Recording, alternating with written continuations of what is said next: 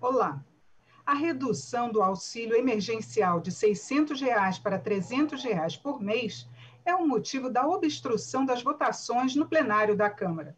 Partidos de oposição já anunciaram que não votam outras matérias enquanto não for incluída na pauta a medida provisória que prorroga o auxílio até dezembro. E só para lembrar, o IPEA, o Instituto de Pesquisa Econômica Aplicada, tem um estudo que mostra que o auxílio emergencial foi a única renda para mais de 4 milhões de famílias. E para discutir a medida provisória, que já tem 164 propostas de alteração, os convidados desta edição do Câmara Debate são a deputada Sâmia Bonfim, do PSOL de São Paulo, e o deputado Lúcio Moschini, do MDB de Rondônia. Bem-vindos, deputados. Muito obrigada, Regina, pelo convite. Obrigada ao deputado Lúcio também pela oportunidade do debate. Obrigado, Regina. Prazer debater com a Sâmia e eu me coloco à disposição de vocês. Queria começar com a deputada Sâmia.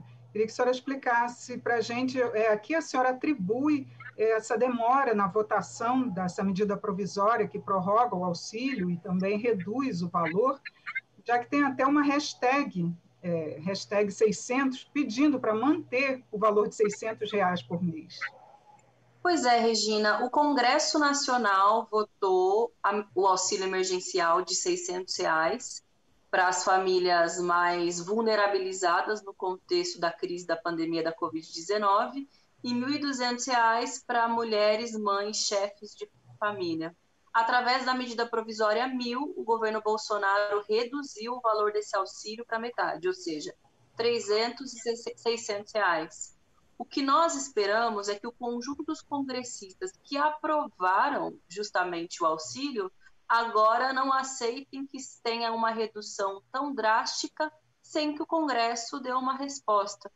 E isso não se trata somente de uma disputa política com o governo Bolsonaro, ou seja, nós queremos a manutenção de um auxílio robusto enquanto o governo quis reduzi-lo, mas se trata de uma necessidade da população brasileira. Ontem eu pude ter acesso a uma pesquisa publicada pela Fundação Getúlio Vargas, e eles mostram que com o fim do auxílio emergencial, previsto para dezembro, 1/3 da população brasileira pode entrar na linha de pobreza, ou seja, é uma situação muito dramática, significa que num contexto de crise, de recessão e de desemprego generalizado, infelizmente, essa é a situação do país, o auxílio emergencial é uma política de renda fundamental para a sobrevivência. Mais da metade das pessoas que recebem o auxílio emergencial utilizam para colocar alimento dentro da sua casa. Por isso, a necessidade de votarmos a MP 1000 para que a gente possa aprovar os nossos destaques, as nossas emendas que modificam a redução do valor para a manutenção de 600 e também para que tenha a extensão do prazo, para que ele não finde em dezembro.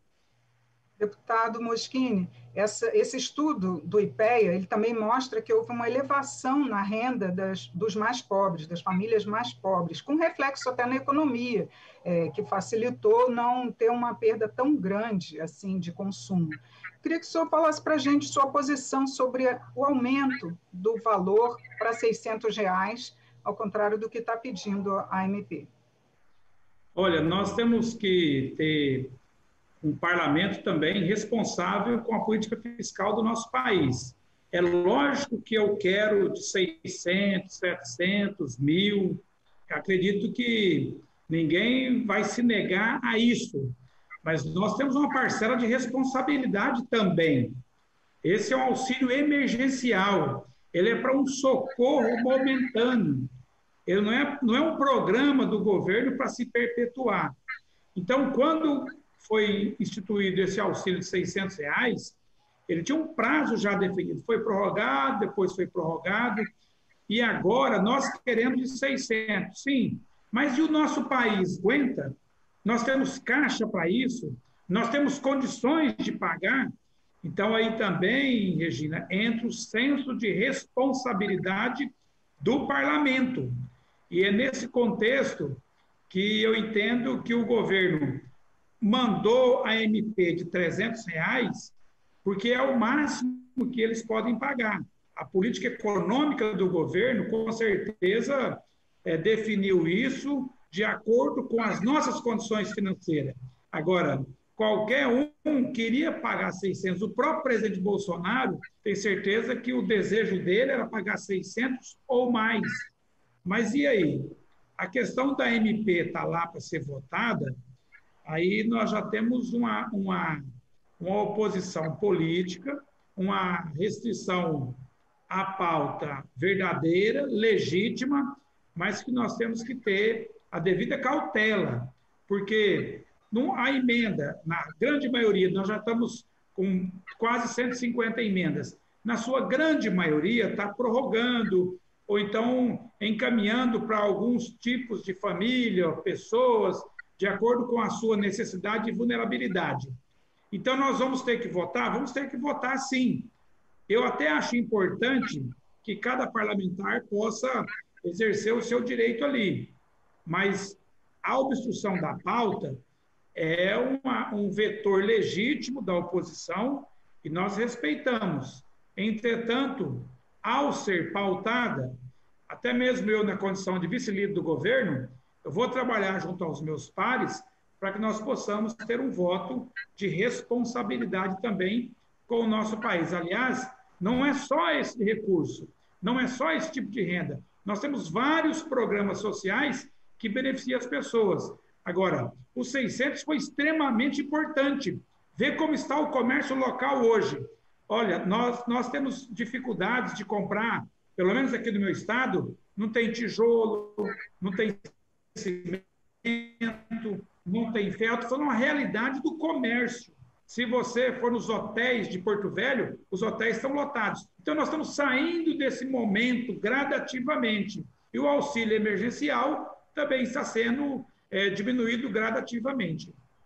Agora, deputada Sâmia, apesar de necessária a manutenção desse valor, de onde sairiam os recursos? Qual seria a fonte de financiamento para manter esses R$600? Regina, o Congresso Nacional aprovou o orçamento de guerra logo no início da pandemia, que significa que o governo federal está autorizado a investir tudo o que for necessário para que o país possa enfrentar esse momento da pandemia da melhor forma possível. Então, há possibilidade fiscal e orçamentária, porque o contexto de calamidade ele só se encerra em dezembro. E no que se trata a postergar, né, o tempo do auxílio emergencial ou se transformar num programa de renda permanente, é necessário que no orçamento a ser discutido esse ano isso esteja previsto. E é importante, inclusive, entrar nesse aspecto, porque o governo anunciou como renda cidadã a possibilidade de retirar do Fundeb ou mesmo utilizar recursos dos precatórios para financiar esse programa, e nós recusamos veementemente essa proposta. Primeiro porque o Fundeb foi fruto de uma conquista dos educadores da sociedade brasileira, foi feita a partir de uma ampla discussão no Congresso Nacional, e retirar fundos da educação para criar um programa próprio seria muita irresponsabilidade com as metas que nós temos para estabelecer critérios mínimos de qualidade na educação brasileira. E precatórios, bem, seria um calote, né, com boa parte das famílias brasileiras que esperam receber esse valor, além de ser uma pedalada fiscal, né, ou seja, você retirar de uma área prevista para tentar colocar num programa de renda. Nós temos algumas propostas, né, para depois do período da calamidade, que tem dinheiro para isso, poder ter um programa robusto. E aí tem a ver com uma outra discussão, que é a da reforma tributária. Nós achamos que é necessário que o andar de cima, ou seja, aqueles que têm mais condições de contribuir, possam contribuir mais. Mudar a lógica de tributação no nosso país. Hoje, os tributos recaem mais sobre o consumo. Nós achamos que precisa recair mais sobre renda e patrimônio. E, a partir disso, inclusive, poderia aumentar a arrecadação do Estado e poupar os mais pobres, que, junto com o programa de renda, seria fundamental para equilibrar um pouco mais a situação de renda das famílias brasileiras. O deputado mencionou que o Bolsonaro gostaria de manter os R$600. Sinto em discordar, porque, na verdade, o Bolsonaro queria que fosse R$200, o próprio auxílio emergencial.